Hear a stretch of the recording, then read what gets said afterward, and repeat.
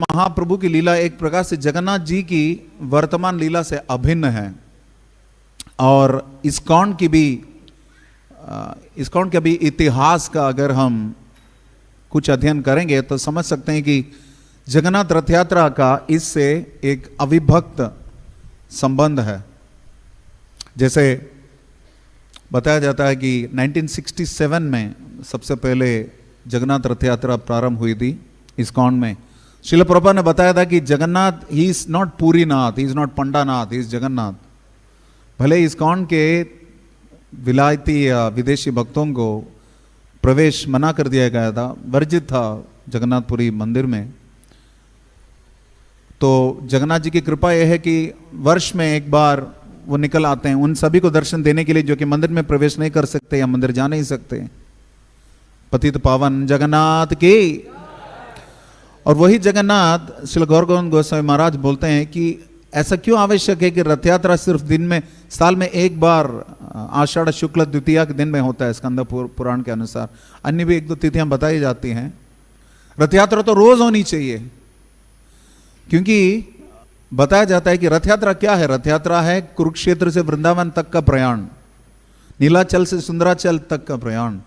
जैसे कि गोपियों ने श्रीमती राधा रानी का भी वर्णन आता है कि, और भागवतम दशम स्कंद में वर्णन आता है कि कुरुक्षेत्र में जब सम्मिलित हुए थे वसुदेव, कृष्ण, बलराम, सुभद्रा और अन्य जितने भी द्वारकावासी, द्वारकाधीश कृष्ण में थे और राजकीय आर्भाट में थे, वेशभूषा में थे, वहां भी बताया गया कि गोपियां आई थी वहां पर, ग्वाल बाल भी आए थे, विशेषतः गोपियां पधारी थी संजोग से।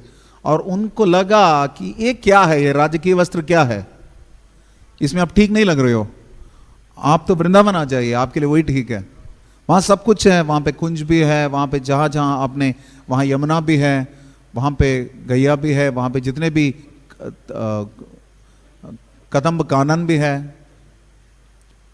वहाँ आइए, वहीं सब कुछ है। तो रथ यात्रा अर्थात द्वारकाधीश को कुरुक्षेत्र से वृंदावन तक खींच के ले जा रहे हैं। और आचार्य बताते हैं कि हमारा हृदय जो है उसको वृंदावन बनाना है हमें। जैसे श्री चैतन्य महाप्रभु स्वयं बोलते थे, मोरा मन वृंदावन। श्रीमती राधा रानी के भाव में, राधा भाव द्वितीय सुबलितम नौमी कृष्ण स्वरूपम। श्री कृष्ण चैतन्य राधा कृष्ण ना ही अन्य। श्रीमती राधा रानी की देह और देह कांति और भाव को अपनाते हुए राधार महिमा प्रेम रस सीमा उन्होंने प्रकट किया महाप्रभु ने उसी भाव में। तो ये बताया जाता है कि हमारे हृदय को वृंदावन बनाना है, हमारे हृदय को अनर्थ रहित बनाना है। उसके लिए श्रील प्रभुपाद से किसी ने प्रश्न किया था, आप सबने सुना होगा ना कि रथ यात्रा में रथारूढ़ परम भगवान जगन्नाथ जी के एक बार दर्शन करेंगे तो सारे पाप समाप्त हो जाते हैं, और इतने पाप समाप्त हो जाते हैं जो हम कर भी नहीं सकते। चलो एक हरि बोल तो निकला।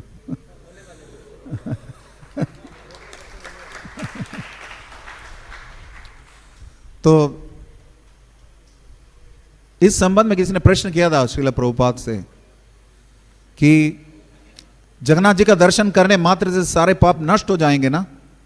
प्रभुपाद ने बताया, yes but you have to take it seriously. जैसे अस्पताल में कोई भर्ती हो जाता है, उसको दवाई लेनी भी है, उसको दवाई लेनी भी है, लेकिन अगर दवाई नहीं लेगा, दवाई लिए बिना अस्पताल से खुद निकल जाता है, तो फिर उसकी बीमारी थोड़ी ठीक होगी। ठीक उसी प्रकार श्रील प्रभुपाद बोलते हैं कि 16 माला का ध्यानपूर्वक जप करें, 4 नियमों का सटीक पालन करें, सत्यनिष्ठ होकर पालन करें, बिना किसी डुप्लिसिटी के, बिना किसी डुप्लिसिटसनेस के। इसको बोलते हैं गंभीरता, सीरियसनेस। शायद कुछ विशेष कारण होगा, श्री चैतन्य महाप्रभु जगन्नाथपुरी में जहां रहते थे उस स्थान का नाम ही गंभीरा है, ताकि हम सब हमारे भक्ति के मार्ग को भी गंभीरता से लें, ताकि न सिर्फ सस्ते में कटता नहीं है भक्ति। श्री गोपाल कृष्ण गोस्वामी गुरु महाराज बोलते हैं कि Krishna consciousness itself is a shortcut, please don't try to find shortcuts in Krishna consciousness. तो जगन्नाथ जी का दर्शन करने से सारे अपराध समाप्त हो जाएंगे, सारे जितने भी पाप हैं कट जाएंगे, लेकिन उसके बाद वापस माया में जाना ना जाना यह विकल्प हमारे पास रहता है। मुक्त हो जाते हैं, प्रभुपाद बोलते हैं यू बिकम मुक्ता, but after that if you decide to go into माया, हु कैन स्टॉप यू? तो हमारे हाथ में है ये विकल्प। हर बार हमें प्रश्न करते हैं, दोबारा आपसे पूछते हैं, what is the extent of our free will? जीव की स्वेच्छा की परिधि क्या है, सीमा क्या है?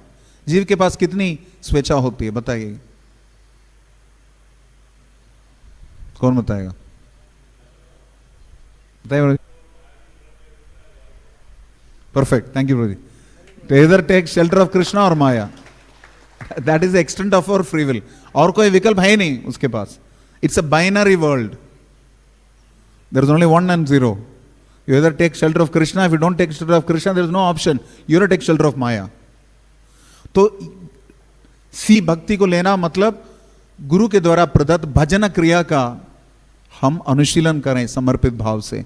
भजन क्रिया सटीक करने से अनर्थ निवृत्ति होती है ठीक से। भजन क्रिया को समर्पित भाव से नहीं करेंगे तो कोई चमत्कार नहीं होता कि अचानक अनर्थ निवृत्ति हो जाए। That is called taking it seriously.